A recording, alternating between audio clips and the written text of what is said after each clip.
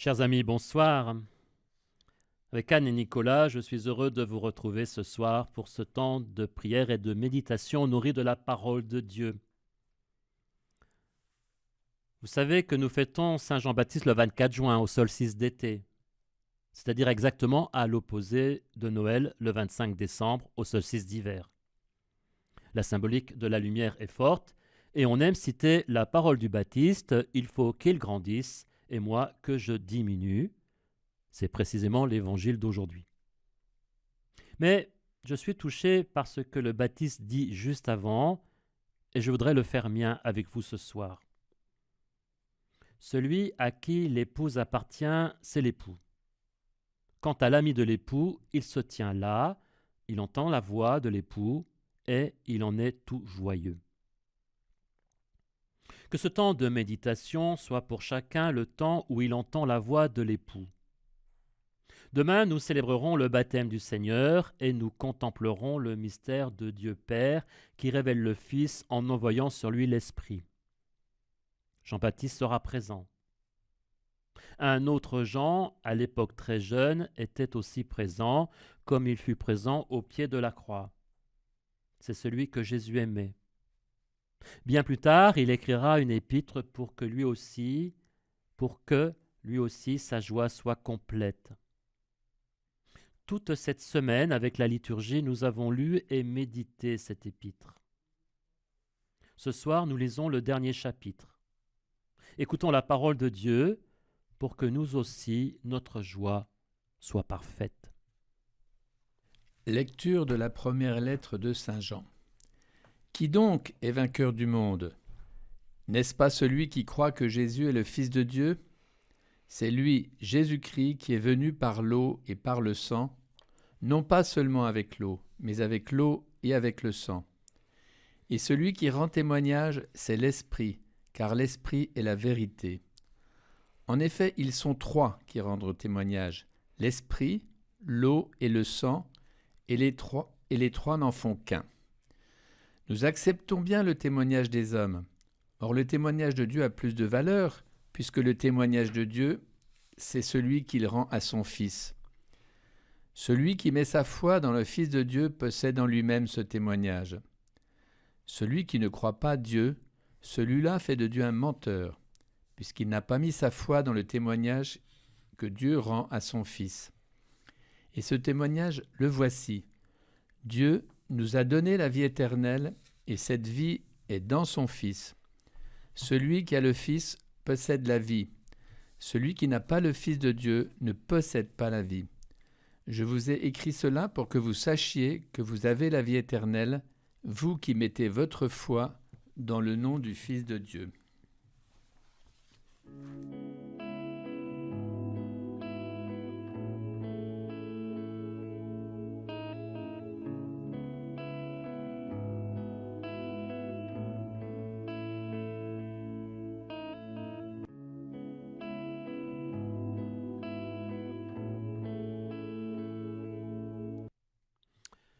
Ils sont trois qui rendent témoignage, l'Esprit, l'eau et le sang.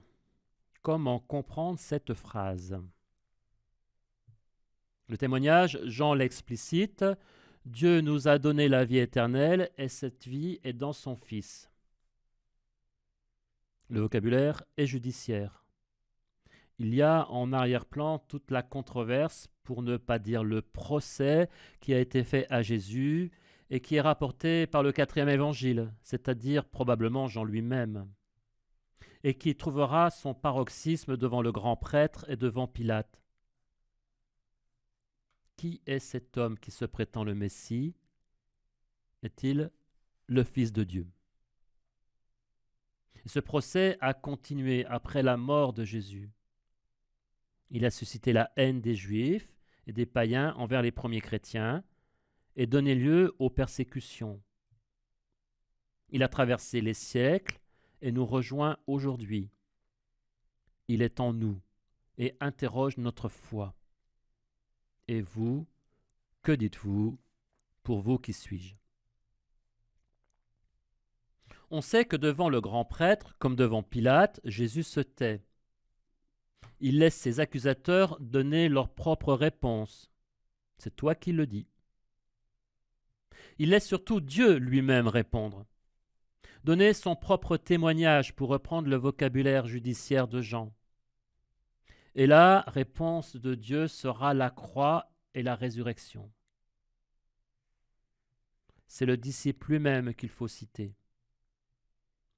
Jean, en effet, était au pied de la croix. Il a vu Jésus mourir. Il rapporte. Les soldats, voyant que Jésus était déjà mort, ne lui brisèrent pas les jambes, mais un des soldats, avec sa lance, lui perça le côté, et aussitôt il en sortit du sang et de l'eau.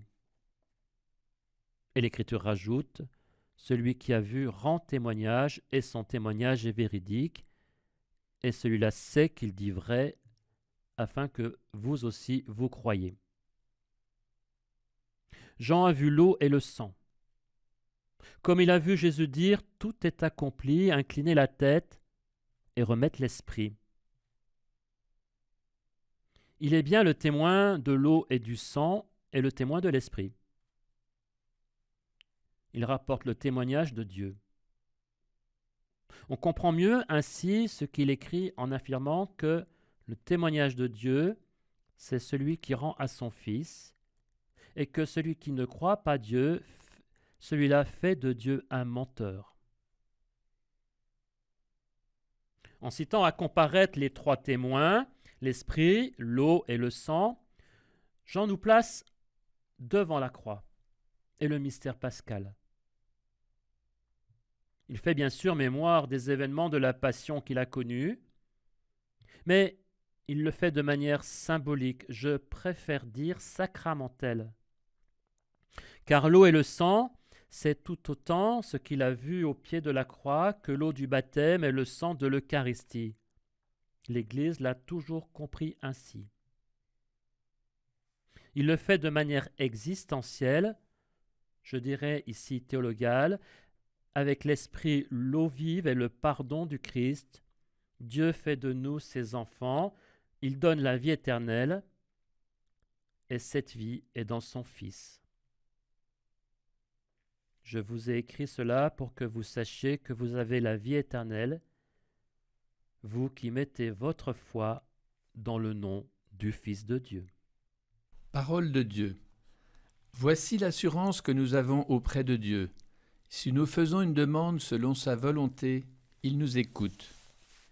Et puisque nous savons qu'il nous écoute en toutes nos demandes, nous savons aussi que nous obtenons ce que nous lui avons demandé. Si quelqu'un voit son frère commettre un péché qui n'entraîne pas la mort, il demandera, et Dieu lui donnera la vie. Cela vaut pour ceux dont le péché n'entraîne pas la mort.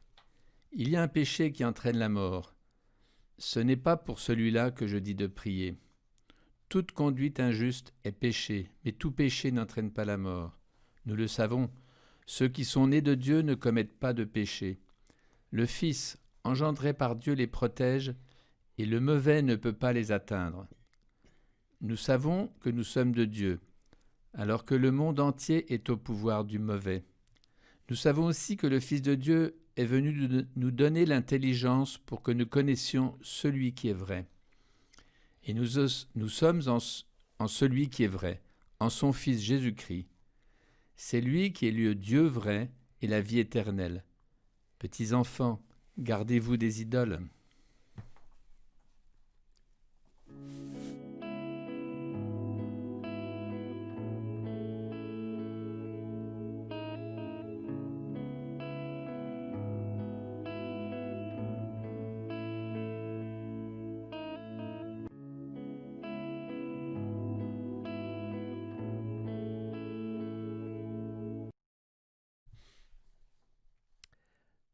Demain dimanche, nous célébrerons le baptême du Seigneur et nous entendrons le passage de cet épître qui cite en témoignage l'esprit, l'eau et le sang. Le baptême du Seigneur est dans la liturgie en quelque sorte la troisième épiphanie du Seigneur, la manifestation de Dieu qui vient dans le monde. Après celle aux bergers, aux pauvres, après celle aux mages, aux païens, aux chercheurs de Dieu, c'est l'épiphanie devant tout le peuple. en cette fête du baptême du Seigneur, je me souviens. C'était en mars 2009. Avec le diocèse, nous étions en pèlerinage en Jordanie et, comme il se doit, nous sommes allés au lieu du baptême à Béthanie de Transjordanie. J'y suis retourné juste avant le premier confinement avec le père Arnaud Toury et quelques amis, dont Anne et Nicolas Varnier, qui nous ont accompagnés toute cette semaine. Le site à l'époque n'était pas beaucoup fréquenté, nettement moins que la rive occidentale côté israélien, qui a été fortement aménagée et où de nombreux groupes de chrétiens anabaptistes célèbrent des baptêmes par immersion directement dans l'eau du Jourdain. Côté jordanien, nous sommes en plein milieu d'une zone militaire qui garde le souvenir de la guerre des 6 jours. La géographie nous apprend que nous sommes au point le plus bas de la Terre, à moins 420 mètres d'altitude. Après, c'est la mer Morte. En face de nous, on aperçoit Jéricho, le désert de Juda, et à l'horizon, les nouvelles colonies juives de Jérusalem. L'histoire et la géographie marquent toujours l'endroit. Il y a là quelques églises orthodoxes peu fréquentées, et les abords du fleuve étaient peu équipés il y a 10 ans. Nous avons célébré l'Eucharistie en extérieur, au bord de l'eau, quelque part là où Jean-Baptiste baptisait lui-même et où il a vu le Seigneur venir à lui. Comme il n'y avait rien, nous avons déposé directement sur le sol incorporal les hosties et une coupe. Et j'ai célébré ainsi, debout, me penchant pour prendre les oblats. Au moment de la doxologie, en saisissant le pain consacré et la coupe, le corps et le sang du Seigneur, il a fallu que je plie les genoux et que je me le prenne au sol, au plus bas. Et on ne peut pas aller plus bas. Celui qui est le plus grand, le plus haut. Et moi, simple prêtre, je faisais monter vers le ciel celui qui est venu au plus bas de la terre, au plus profond de notre humanité. Je n'ai peut-être pas vu le ciel s'ouvrir, ni entendu la voix du Père, mais je tenais à bout de bras, tendu vers le ciel, celui qui s'est manifesté là. Échange merveilleux où nous sommes régénérés. Lorsque ton Fils prend la condition de l'homme, la nature humaine en reçoit une incomparable noblesse. Il devient tellement l'un de nous que nous devenons éternels, dit la 3e préface de Noël. Ce n'était pas intellectuel, c'était physique, incarné. Depuis, lorsque j'élève le corps et le sang du Seigneur en offrant au Père le sacrifice parfait, par lui, avec lui et en lui, je mesure un peu plus ce que je fais avec vous. Un peu plus. L'épître que nous avons médité cette semaine est un témoignage à la vérité, à la lumière, à la vie. Jean l'Ancien, Jean le disciple que Jésus aimait, l'a écrite pour rendre son témoignage à la suite de son évangile, afin que nous croyions et qu'en croyant, nous ayons la vie éternelle. Le premier qui rendit son témoignage, c'est Jean-Baptiste. J'ai vu l'Esprit descendre du ciel comme une colombe et il demeura sur lui. Moi j'ai vu et je rends témoignage, c'est lui le Fils de Dieu. Les apôtres furent les premiers témoins, d'autres jusqu'à nous ont témoigné, parfois jusqu'au don d'eux-mêmes. Il nous faut recevoir leur témoignage et il nous faut aussi, à la mesure de notre rencontre du Christ, témoigner du Verbe de Dieu qui s'incarne dans nos vies, du Fils de Dieu Sauveur. Que nous puissions recevoir ces paroles, que nous ayons la grâce de les faire nôtres. Ce que nous avons entendu, ce que nous avons vu de nos yeux, ce que nous avons contemplé et que nos mains ont touché du Verbe de vie, nous vous l'annonçons. Nous vous l'annonçons à vous aussi pour que vous aussi, vous soyez en communion avec nous.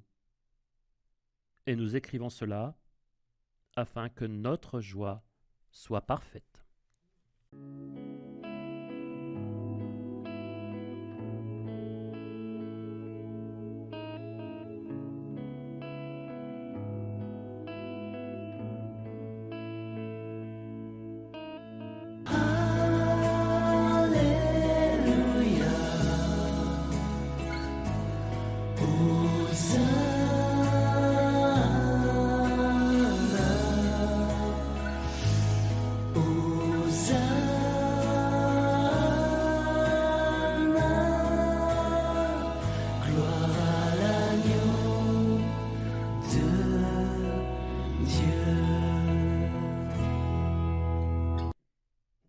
Avec Anne et Nicolas, je vous l'ai dit, nous étions il y a quelques mois à Béthanie de Transjordanie. Nous prions avec eux ce soir. Prions pour tous les couples, que la foi en Dieu amour les aide à répondre dans la liberté à la vocation chrétienne du mariage. Au sein du couple, que jour après jour, petit pas par petit pas, chacun progresse dans la confiance et l'attention à l'autre. Seigneur, aide-nous à dépasser humblement nos certitudes et ainsi à pouvoir accueillir sans réserve ta parole et ton message d'amour. Toutes ces paroles que nous avons entendues cette semaine nous invitent à l'espérance. Merci Seigneur, en ces temps bien perturbés, de nous montrer ta lumière et ton chemin.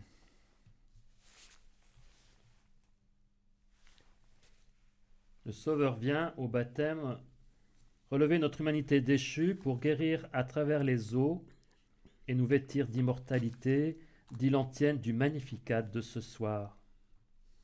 Avec Marie, chantons notre action de grâce. Mon âme exalte le Seigneur, exulte mon esprit en Dieu mon Sauveur.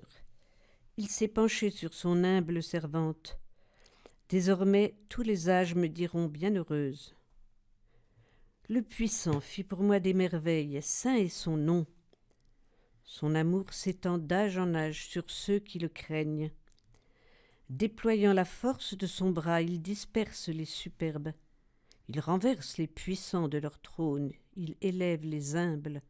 Il comble de bien les affamés, renvoie les riches les mains vides. Il relève Israël son serviteur, il se souvient de son amour, de la promesse faite à nos pères en faveur d'Abraham et de sa race à jamais. Prions. Dieu éternel et tout-puissant, tu as voulu que dans ton Fils unique, nous devenions pour toi de nouvelles créatures, que ta grâce nous modèle à l'image du Christ, en qui notre nature est unie à la tienne. Lui qui règne avec toi dans l'unité du Saint-Esprit, aujourd'hui et pour les siècles des siècles. Amen. Amen. Et que Dieu Tout-Puissant vous garde, qu'il vous bénisse, le Père, le Fils et le Saint-Esprit. Amen. Amen.